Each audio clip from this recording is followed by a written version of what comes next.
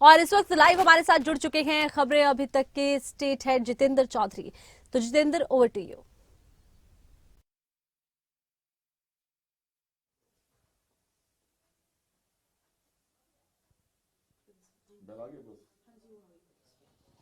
सदन में पहले दिन जिस तरीके से राज्यपाल के अभिभाषण के बाद कई ऐसे मसले थे जिस पर सत्ता पक्ष और विपक्ष आमने सामने थे। हमारे साथ कैबिनेट मंत्री कृष्ण बेदी हैं, उनसे बात भी करेंगे। आरक्षण में वर्गीकरण को लेकर के हमने देखा कि आप कांग्रेस की जो विधायक हैं गीता बुक्कल, उनके साथ काफी बहस हो रही थी। आखिर तथ्यात्मक बात क्या है वर्गीकरण को लेकर के, और दूसरी तरफ क्रीमी लेयर को लेकर के भी एक विषय था, 6 से 8 करने को लेकर के, 8 से 6 करने को लेकर के भी ये सवाल पूछा गया विपक्ष ने कि आखिर ये इस तरीके का सवाल किस तरीके से किया गया। देखिए, मैं सारे तथ्य आपके सामने रखना चाहता हूँ। 1966 में हरियाणा अलग हुआ। 70 के दशक में जब ज्वाइंट पंजाब था, उससे पहले भी एक मांग चल रही थी, परंतु उसके बाद वो पंजाब में बड़ी गति पकड़ी उस मांग ने कि दोनों वर्गों के बीच में वर्गीकरण किया जाए आरक्षण के अंदर। और वो जब लंबी लड़ाई लड़ते लड़ते वो 75 के बाद वहां की पंजाब गवर्नमेंट ने उसको इम्प्लीमेंट कर दिया। पंजाब पैटर्न पे ही हरियाणा के लोगों ने भी इस प्रकार की मांग शुरू कर दी और 1982 के अंदर हरियाणा वाल्मीकि युवा सभा बनी और उसका गठन हुआ। उस गठन के अंदर हमारे केएल सरवटा जी, राजकुमार सारसर जी, पूनम चंद रत्ती जी, आदरणीय सागर चंद मंडल जी, बिशन दास टांक जी, सुमेर चंद कोलिया जी, गुलजार कैथली जी, ये हमारे जो सीनियर मोस्ट उस समय के सामाजिक लीडर थे।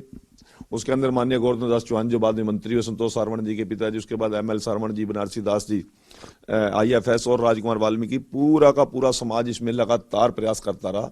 और 1982 से जो मांग चली तो 1994 में जाकर भजन लाल जी की गवर्नमेंट थी, उसमें संतोष सारवण वहां मिनिस्टर थी और राजकुमार वाल्मीकि उस समय वहां पर राज्य मंत्री थे। और एक रोहतक से लेकर चंडीगढ़ तक पद यात्रा भी चली बहुत बड़ी, डॉक्टर चरण सिंह जी के नेतृत्व में। और उसके बाद वाल्मीकि जयंती के अवसर पर चौधरी भजन लाल जी ने करनाल में इसको SC A और SC B को एक जिम्मेवारी के तहत उसने तय कर दिया और वो आरक्षण देने का काम कर दिया। वो आरक्षण रोजगार में भी था और वो कौन से साल में हुआ? 1994 में, अक्टूबर 1994 में वो आरक्षण रोजगार में भी हुआ, वो आरक्षण एजुकेशन में भी हुआ। परंतु क्या हुआ कि कैबिनेट में तो पास हो गया वो, परंतु विधानसभा में किसी कारण से वो पारित नहीं हो सका, वो एक्ट बना नहीं सके।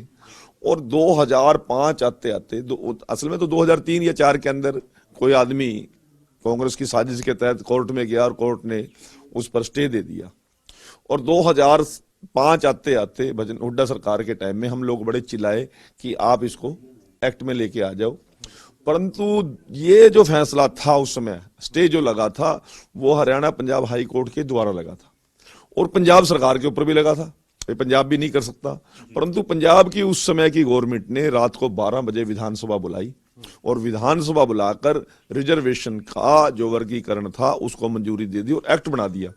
हरियाणा के सभी लोगों ने भूपेंद्र हुड्डा से बहुत निवेदन किया कि आप भी विधानसभा बुलाकर उसको एक्ट बना दो, परंतु ये शैलजा गीता बुक्कड़, फूलचंद मुलाना, इन सभी लोगों के इतने दबाव में था ये व्यक्ति, इसने इसके कान पे जूं तक नहीं रेंगी और उसने कह दिया कि नहीं, आप सुप्रीम कोर्ट में चले जाओ, मैं आपकी पैरवी करूंगा, मदद करूंगा। क्योंकि नियत में खोट था, ना पैरवी करनी थी। हमारे लोग वहां पर सड़कों पे भी गए, सुप्रीम कोर्ट में भी गए और 2005 से लगातार ये संघर्ष हमारा जारी है। 2005 के अंदर अगस्त के अंदर मैंने भी कुरुक्षेत्र में, मैं उसमें विपक्ष में था, बीजेपी में था, एक बहुत बड़ी ललकार रैली की थी और हुड्डा सरकार को चेताने का काम किया था। यहाँ विधानसभा का घेराव भी हमने किया था, लाठीचार्ज हुआ। हमारे बहुत से लोगों ने लगातार सरकार को निवेदन भी किया और सरकार से प्रार्थना भी की, परंतु भूपेंद्र सिंह हुड्डा की नीयत में खोट था, उसने इन लोगों को लाभ देना ही नहीं था। सारी सरकार को निवेदन करने के बावजूद 10 साल तक इसके कान पे जूं नहीं रहेंगी। परंतु 2014 में भारतीय जनता पार्टी की सरकार ने अपने घोषणा पत्र में डाला कि हमारी सरकार बनी तो हम रिजर्वेशन देंगे, परंतु उस समय उस सुप्रीम कोर्ट में मामला अटक गया था, सरकार मजबूर थी। परंतु 2019 में माननीय मनोहर लाल जी को हमने निवेदन किया कि आप यदि रोजगार का, वहां पे जो स्टे था वो एम्प्लॉयमेंट पे था, शिक्षा पे नहीं था। तो जब वो कागज मेरे पास आए, मैं उसमें मिनिस्टर था, मैंने माननीय मनोहर लाल जी से निवेदन किया कि something is better than nothing. आप रोजगार में सुप्रीम कोर्ट में मैटर है, जो निर्णय आएगा आ जाएगा, इससे पहले हमारे बच्चों को शिक्षा का अधिकार दे दो। आप नौकरी का अधिकार नहीं दे रहे, शिक्षा का अधिकार तो दे दो। जब हमारे बच्चे शिक्षित हो जाएंगे तो कंपटीशन लड़ लेंगे। तो 2019 के अंदर वो सारा मसौदा तैयार किया डीएससी का हमने वहां पर के बिहाफ पे, और शिक्षा के अंदर 20 जनवरी 2020 को मनोहर लाल जी ने मोहर लगा दी। यानी इतने सालों में शिक्षा के अंदर दिया जा सकता था, वो भी नहीं दिया। हाँ, इन्होंने वो भी नहीं दिया। 2020 के अंदर हमने वो शिक्षा के अंदर इंप्लीमेंट कर दिया। परंतु कल जो बयानबाजी बहन गीता बुक्कल जी कर रही थी, वो कर रही थी कि नायब सैनी जी ने उस वर्गों को फूट डालो राज करो, ये इस प्रकार के शब्द थे जहां पर मुझे बोलने की आवश्यकता पड़ी। यदि फूट डालने की बात थी तो फिर भजनलाल जी ने फूट डाली थी, पंजाब सरकार ने फूट डाल रखी है। आज तक तो वहां कोई कत्लेआम हुआ नहीं, भजनलाल जी के टाइम में कत्लेआम नहीं हुआ। 2000 से 20 से शिक्षा में लागू है, तब भी कोई कत्लेआम नहीं हुआ। अरे किस वंचित को, शोषित को, पीड़ित को यदि कोई मुख्यमंत्री, और वो भी माने सुप्रीम कोर्ट के सर्वोच्च न्यायालय के आदेश पर उन्होंने डायरेक्शन दी है कि हरियाणा सरकार यदि चाहे तो इसको लागू कर सकते हैं, और हरियाणा सरकार ने खुले दिल से, उसने पता था नायब सिंह सैनी जी ने, उस वर्ग से वो आते हैं कि इन लोगों के साथ क्या कुछ घटना घटी है, उन लोगों को मान सम्मान देने के लिए उन्होंने घोषणा कर दी। परंतु जैसे ही कैबिनेट में आया उससे पहले ही आचार संहिता लग गई, वो इंप्लीमेंट नहीं हुआ। तो नायब सिंह सैनी जी ने एक निवेदन हमारे लोगों ने किया, बड़ा आंदोलन किया, और जनजींद के अंदर एक बड़ी जनसभा हुई, उसमें नायब सैनी जी स्वयं गए। उन्होंने कहा कि आप मेरी तीसरी बार सरकार बनाने का काम करो, मैं आप लोगों के दुख को समझता हूं और उसको मैं लागू करने का काम करूंगा, लागू ही नहीं करने का काम करूंगा, पहली कैबिनेट में लेकर आऊंगा। तो मुख्यमंत्री जी ने 17 को हमारी शपथ हुई, 18 को कैबिनेट की मीटिंग थी, एक ही एजेंडे पर नायब सैनी जी ने इस पर मोहर लगा दी और वो क्लियर हो गया। अब 18 तारीख को कैबिनेट पे मोहर लगी, आज 13 तारीख हो गई है नवंबर की, 18 अक्टूबर के बाद कहीं झगड़ा देखा आपने, कहीं फसाद देखा? परंतु उन्होंने किस प्रकार की राजनीति की बात की कि आप लोग फूट डालो राज कर रहे हो, वर्गीकरण क्यों किया, इस बात पर मेरा ऑब्जेक्शन था। तो मैंने कहा कि गीता जी ये आपका अकेली का बयान है, व्यक्तिगत बयान है, या आपकी पार्टी का बयान है। यदि आप डीएससी का विरोध करते हो तो वो बताइए, नहीं तो आपके अध्यक्ष से, आपकी पार्टी के नेता से बयान दिलाइए कि हम डीएससी का विरोध करते हैं, समर्थन करते हैं। नायब सैनी जी ने क्लियर कर दिया, बीजेपी ने क्लियर कर दिया कि हम डीएससी वर्ग के साथ हैं। आप अपना स्टैंड क्लियर करो, डीएससी के खिलाफ है तो विधानसभा में बयान दो, यदि डीएससी के साथ है तो फिर आप बार बार ये मुद्दे क्यों उठाते हो? ये विषय था। परंतु भूपेंद्र हुड्डा जी ने अपनी स्थिति क्लियर नहीं की। उसने क्या 1994 में हमने दिया था, अरे 1994 में तो कांग्रेस ने दिया था, वो भजनलाल जी ने दिया था। हुड्डा जी ने तो रात को यदि दम था तो कैबिनेट की विधानसभा बुलाते, पंजाब के पैटर्न पे, पंजाब की तर्ज पर बुलाते, तो हमें उस समय तो ये कह रहे हैं कि अभी भी सुप्रीम कोर्ट का आदेश है, उसको आप कर रहे हैं, अगर लागू भी कर रहे हैं तो ये आपने क्या अलग काम कर दिया? दोनों सुप्रीम कोर्ट का आदेश क्यों नहीं लागू करे? मुख्यमंत्री जी दिल में दर्द था, क्यों नहीं करें? और सुप्रीम कोर्ट का आदेश मानना हमारी जिम्मेवारी बनती है सरकार की, जो जनता के हित में फैसले करेंगे आगे भी करेंगे। एक क्रीमी लेयर का भी एक विषय था जिस पर बहस हो रही थी कि वो 8 से 6 किसने की, ये भी बताइए, ये सवाल भी पूछा भी। मैं आपको मैं बताना चाहता हूँ, बैकवर्ड की क्रीमी लेयर का मामला था। मनोहर लाल जी के टाइम में ये विषय आया था, सेंटर में 8 लाख रुपए थी क्रीमी लेयर, परंतु हरियाणा प्रदेश में सरकार ने 6 लाख की थी। उसका सीधा सीधा कारण मुख्यमंत्री जी का उस समय का एक निवेदन था, मैं अभी मंत्रिमंडल में शामिल था और ये डिपार्टमेंट मेरे पास था। उन्होंने कहा कि 6 लाख रुपए जिस आदमी की वार्षिक आमदन है, तो इसका मतलब पर मंथ कितनी आमदन हुई इसकी? 50,000 रुपए। 50,000 रुपए आपकी आमदन है, मेरी 1 लाख रुपए आमदन है, और इस भाई की 15,000 रुपए महीने की आमदन है। कोई लाभ देना है तो पहले लाभ कृष्ण बेदी को मिलना चाहिए, 15,000 वाले को मिलना चाहिए? किसको मिलना चाहिए? जिसकी कम है।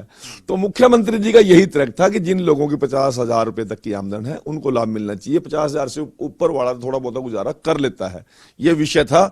वो अंत्योदय की बात पर मनोहर लाल जी ने ये स्टैंड लिया था, और अंतिम समय तक वो स्टैंड पे रहे कि मैं तो जो अंतिम पायदान पर खड़ा व्यक्ति है पहले उसका उद्धार करूं। विपक्ष कहेगा फिर अंत्योदय की सोच फिर अब कहां गई जब 8 कर दिया?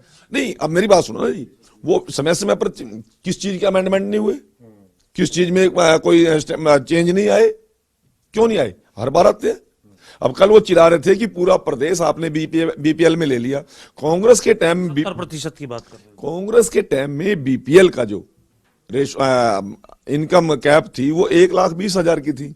हमारे टाइम में मनोहर लाल जी ने उसको 1,80,000 कर दी, तो उसमें संख्या बढ़ गई। तो इन लोगों को क्या परेशानी हो रही है? क्या परेशानी हो रही है? आज ये क्रीमी लेयर की जो कहते हैं रेंज बढ़ा दो, परंतु बीपीएल के लोगों का थोड़ा सा स्टैंडर्ड बढ़ता है, उनके प्रोड बढ़ जाती है। इसमें हमने कुछ भी गलत नहीं किया। जो जरूरतमंद लोग हैं उनको हम आयुष्मान कार्ड भी देंगे, उनको राशन भी देंगे, उनको रोजगार में भी हिस्सेदारी देंगे, उनके मकान की भी जिम्मेवारी हम लेते हैं, उनके शिक्षा की भी जिम्मेवारी लेते हैं, उनके बच्चों की शादी की जिम्मेवारी भी लेते हैं, उनको तरक्की करने का पूरा मौका मिले। ये हमारा अंत्योदय का लक्ष्य है, हमारी सरकार का लक्ष्य है।